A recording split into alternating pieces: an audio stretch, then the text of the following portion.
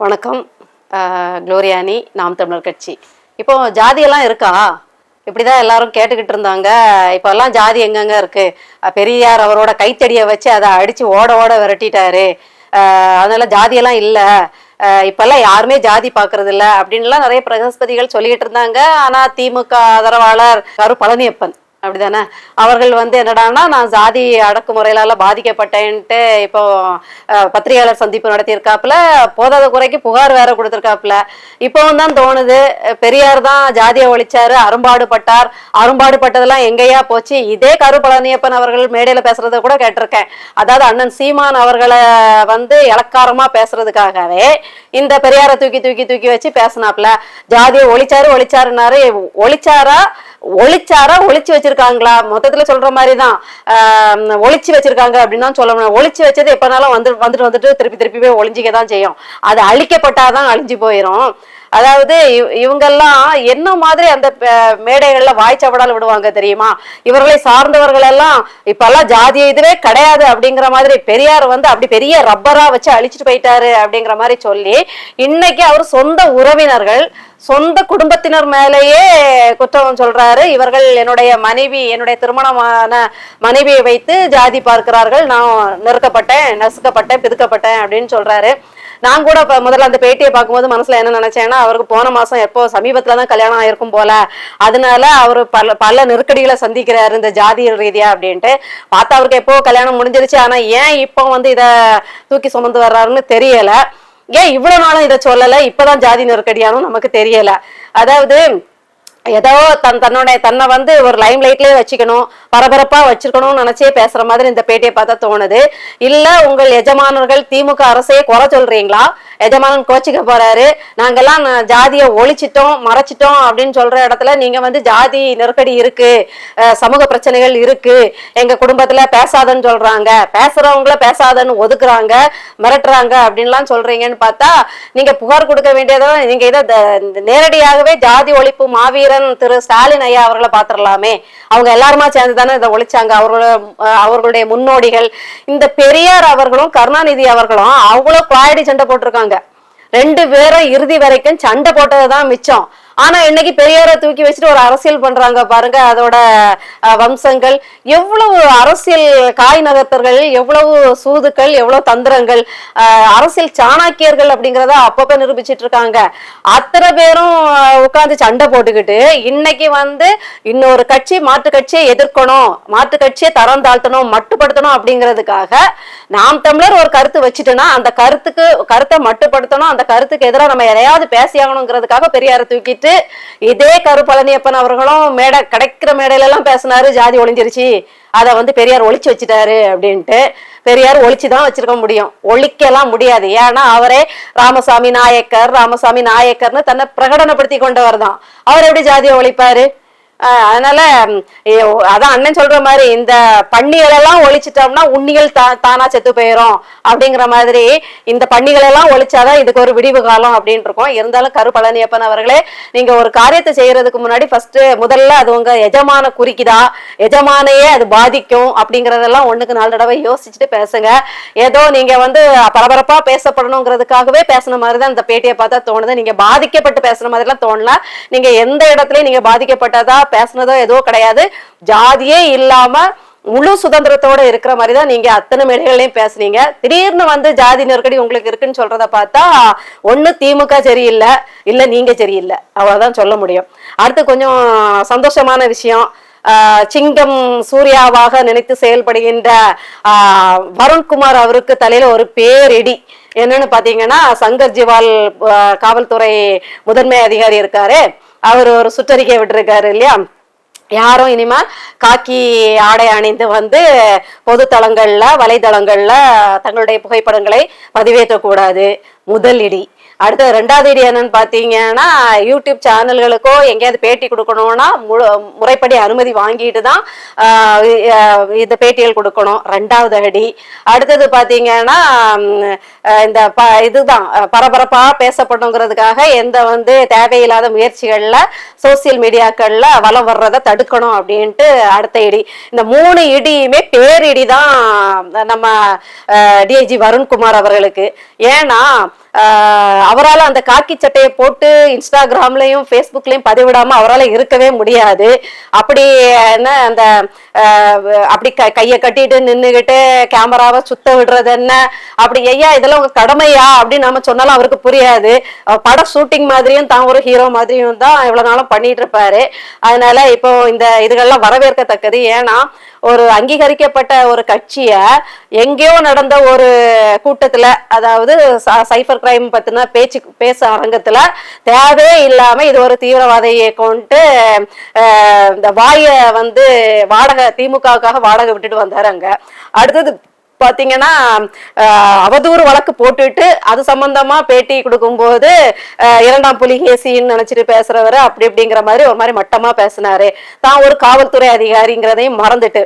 அதாவது உங்களுக்கு அவதூறு வழக்குனா நீங்க அதாவது நீதிமன்றத்துல சந்திக்கணும். நீங்க எவ்வளவு அவதூறு பண்ணிருக்கீங்க? நீங்க திரள்நிதிங்கிறது சட்டப்பூர்வமாக அங்கீகரிக்கப்பட்ட நன்கொடை வசூலிக்கும் விதி, ஒரு நடைமுறை. அதை நீங்க அவ்வளவு கொச்சப்படுத்தி பேசுனீங்க. அப்படி பார்த்தா திமுக இன்னைக்கு வரைக்கும் அவங்க கட்சிக்காக நன்கொடைகள் வாங்கதான் செய்யுது.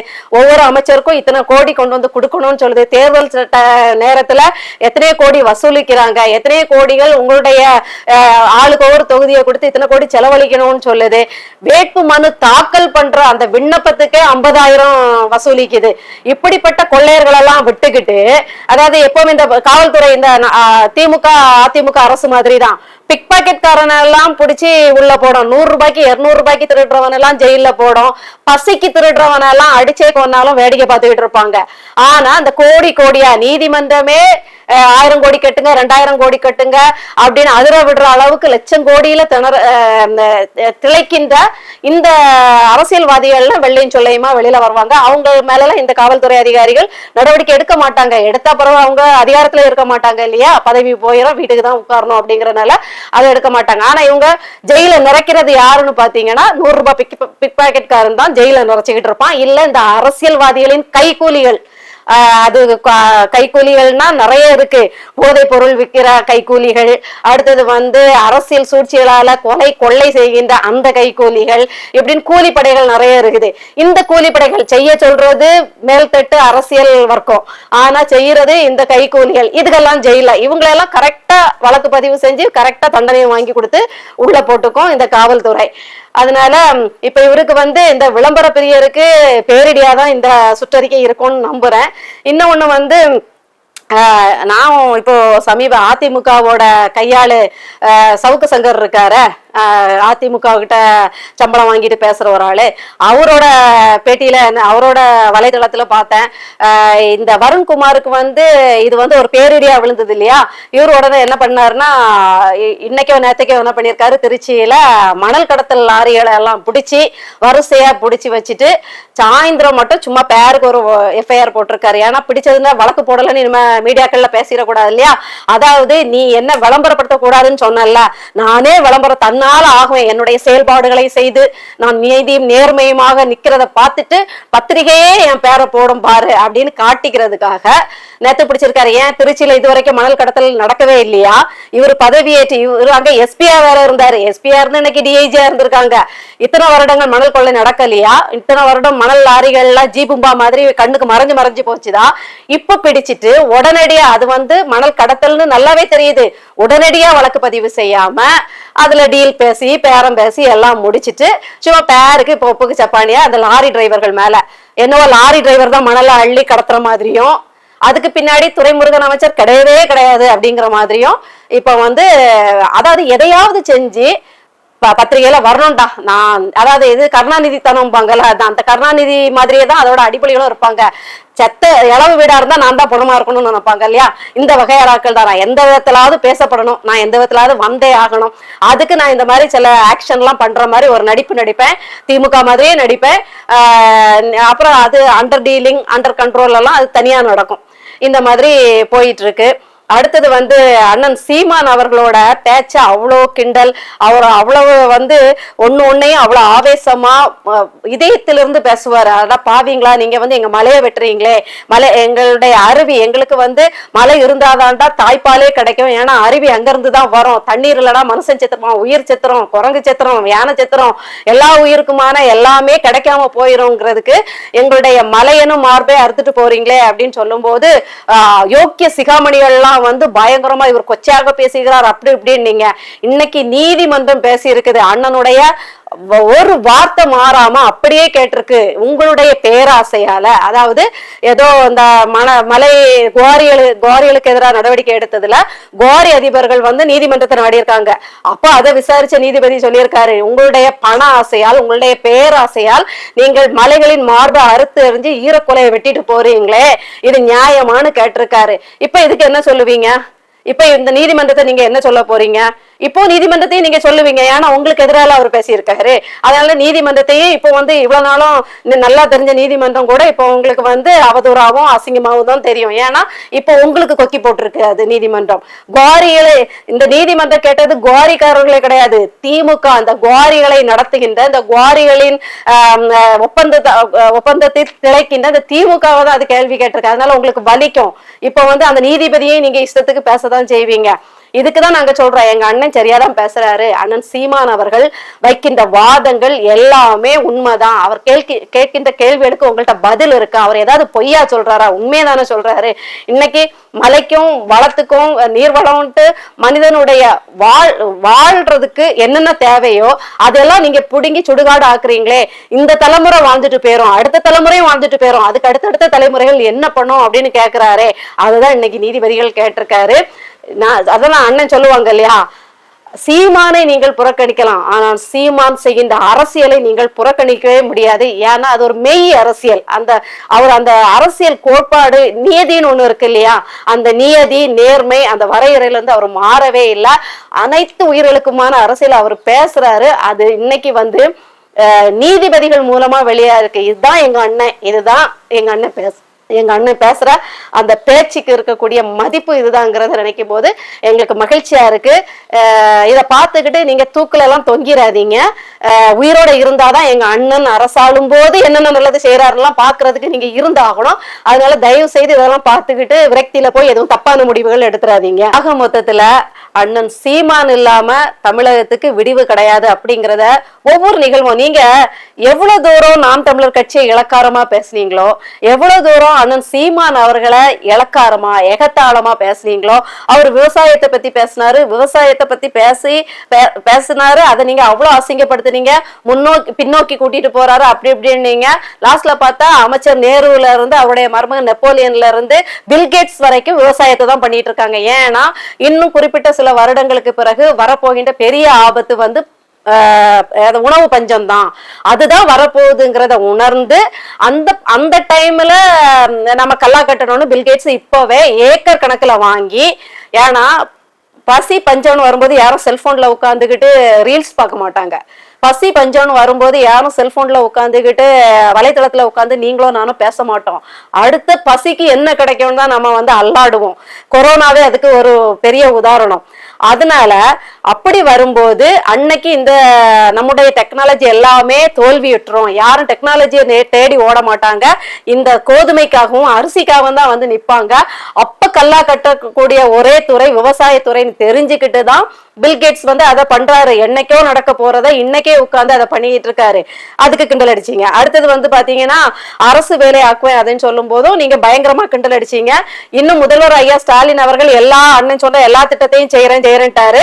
இன்னும் கடைசியா நான் நினைக்கிறேன், எழுதி வச்சுக்கோங்க, தேர்தல் அறிக்கையில விவசாயத்தை அரசு பணி ஆக்குவேன்னு சொல்ல போறாரு வாக்குக்காக. ஏன்னா அவருக்கு நல்லா தெரியும் அடுத்த தடவை நம்ம வர்றதுக்கு வாய்ப்பே இல்லை, வேற யாராவது வர போறாங்கன்னு. அதனால உங்க மண்டையை பாலிஷ் போடுறதுக்கு, கண்டிப்பா உங்களை வந்து நம்ப வைக்கிறதுக்காக அவர் தன்னுடைய தேர்தல் அறிக்கையில விவசாயத்தை அரசு பணியாக்குவேன், ஆடு மாடு மேய்ப்பதை வந்து அரசு தொழிலாக்குவேன்னு சொல்லதான் போறாரு.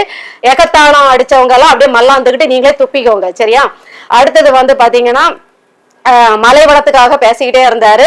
அப்ப வந்து எல்லாரும் கேட்டீங்க, கல் இல்லைன்னா எப்படி வீடு கட்டுவாரு சீமான், கல் இல்லைன்னா எப்படி வந்து தொழிற்சாலைகள் கட்ட முடியும், கல் இல்லாம எப்படி வந்து ஒருத்தர் வீடு கட்ட முடியும், மணல் இல்லாம எப்படி வீடு கட்ட முடியும் அப்படின்லாம் எகத்தாளம் பண்ணுங்க. ஐயா, உங்களுக்கான வாழ்வாதாரத்துக்காக ஒரு வீடு கட்டுறதுக்கு தேவையான கல்லுனா பரவாயில்ல, தமிழ்நாட்டின் தேவைக்காக கல் உடைக்கிறீங்க, மண் உடைக்கிறீங்கன்னா பரவாயில்ல, நீங்க அனில் அம்பானியோட துறைமுகம் கட்டுறதுக்கு, அதுவும் கேரளா விளிஞ்சியத்துல கட்டுறதுக்கு அவங்க வந்து மணலையும் தங்களுடைய மணலையும் கல்லையும் வெட்ட விட மாட்டேங்கிறாங்க. இளிச்சவாய் உங்ககிட்ட பணத்தை தந்துகிட்டு அவங்க வாங்கிட்டு போறாங்க.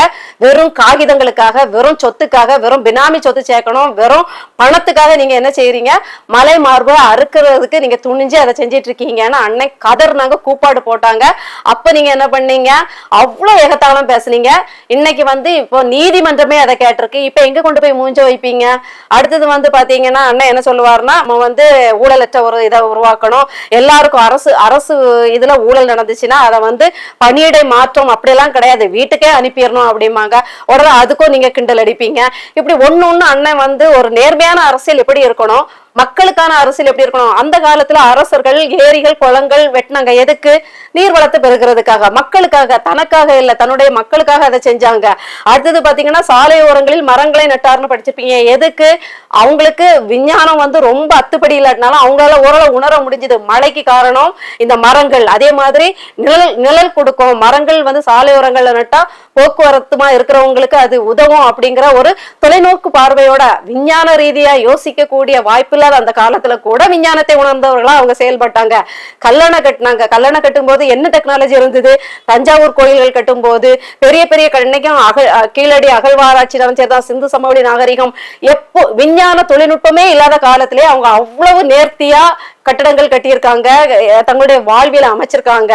அப்படிங்கும் போது அப்ப அதுதான் நேர்மையான, அதை கொடுப்பதுதான், அதை வந்து தான் ஆளும் போது அதை சரி செய்வதும் சீர் செய்வதும் அதையே செய்வதும் தான் நேர்மையான அரசியலை தவிர இருக்கிற ஏரி ஆறு குளம் எல்லாத்தையும் மண்ணை போட்டு மூடி சன்ஷைன் பள்ளிக்கூடம் கட்டுறது எப்படி, காசா கிராண்டுக்கு கொடுக்கறது எப்படி, இல்லைன்னா ஜி ஸ்கொயருக்கு கொடுக்கறது எப்படி, பெரிய பெரிய பில்டிங் கட்டிட்டு அதுல கமிஷன் பாக்குறது எப்படின்னு நீங்க வந்து ஒரு அநியாய ஆட்சியாளர்களா இருக்கீங்க. ஆனா அண்ணன் சீமான் அவர்கள் தான் அன்றைய காலத்துல வரலாறுல படிச்ச பொற்கால ஆட்சி எப்படி இருக்குங்கிறதுக்கு நான் இப்ப கொஞ்சம் லிஸ்ட் சொன்னேன்ல, அதெல்லாம் அதுல வரி சுமத்த மாட்டாங்க, அதிக வரி மக்கள் மேல் சுமத்த மாட்டாங்க. இதெல்லாம் பொற்கால ஆட்சிக்கு எடுத்துக்காட்டா நாம வரலாறுல படிச்சது. இதேதான் பொற்கால ஆட்சிக்கு என்னென்ன எடுத்துக்காட்டுகள் வரலாறுல சொல்லப்பட்டதோ அதை தான் அண்ணன் சீமான் சொல்றாங்கன்னா, அப்ப யாருடைய ஆட்சி காலத்துல பொற்காலமா இருக்கும் அப்படிங்கிறத மக்கள் புரிஞ்சுக்கோங்க. இவங்க நாட்டை சுடுகாடு ஆக்குறவங்க அண்ணன் சீமான் அவர்கள் தான். சுடுகாடா கிடக்கக்கூடிய நாட்டை நல்லதா மாத்துறதுக்கு முயற்சி பண்ணி அரும்பாடுபட்டாவது அதை செய்யணும்னு துடிக்கிற ஒரே மனுஷன். அதுக்கு நாட்கள் பிடிக்கலாம், வருஷங்கள் பிடிக்கலாம், ஆனா கண்டிப்பா அதை செய்வார் அப்படிங்கிற நம்பிக்கை எங்களுக்கு இருக்கு. ஆனா நீங்க எகத்தாளம் பண்ண அவருக்கு வந்து கைகள் கூடிக்கிட்டே போகுது. அவர் சொல்றது உண்மைதான், அவர் சொல்றதுதான் சாத்தியம், அவர் இல்லாததை சொல்லல, உண்மையதான் சொல்றாரு அப்படிங்கிறது அவருக்கு வலு சேர்க்கும் விதமா ஒவ்வொரு நிகழ்வுகளும் நடந்துகிட்டே இருக்குது. திராவிடர்கள் தமிழ் இனத்துக்காரர்கள் கிடையாது, அதனால தமிழர்கள் பக்கம் நிக்க மாட்டாங்கன்னு அண்ணன் சொல்லிக்கிட்டே இருந்தாங்க. அது ஈழப்போர்லயும் தெரிஞ்சது, இப்ப சமீப காலத்துல கமலுக்காக குரல் கொடுக்கல அதுலயும் தெரியுது. இப்படி அண்ணன் சொல்கின்ற ஒவ்வொரு விஷயங்களும் இந்த திமுக அதிமுக பாஜக எதையுமே செய்யாது அப்படிங்கறத சொல்லிக்கிட்டே இருப்பாரு. அதை உறுதிப்படுத்தும் வண்ணம், அதை நிரூபிக்கும் வண்ணம் ஒவ்வொரு நிகழ்வுகள் நடந்துட்டு இருக்கு. அது உங்க பார்வைக்கு சின்ன நிகழ்வா இருந்தாலும் நாங்க அதை எடுத்து சொல்லிட்டே இருப்போம். அது 200 பேர் பார்த்தாலும் சரிதான், 1000 பேர் பார்த்தாலும் சரிதான், பார்க்கிறவங்க தெளிவாகணும் அப்படிங்கறதுதான் நம்முடைய நோக்கம். கண்டிப்பா இந்த பணி தொடரும். அண்ணன் சீமான் அவர்கள் வழியில தமிழ்நாட்டை சரி பண்றதுக்கு எங்களால முடிஞ்ச சின்ன அதாவது சிறு துரும்பும் பல்குத்த உதவும் அப்படிங்கிற மாதிரி நாங்க ஒரு சிறு துரும்புக்களா இதை செய்வோம் அப்படிங்கிறத காணொலி மூலம் நான் சொல்லிக்கிறேன்.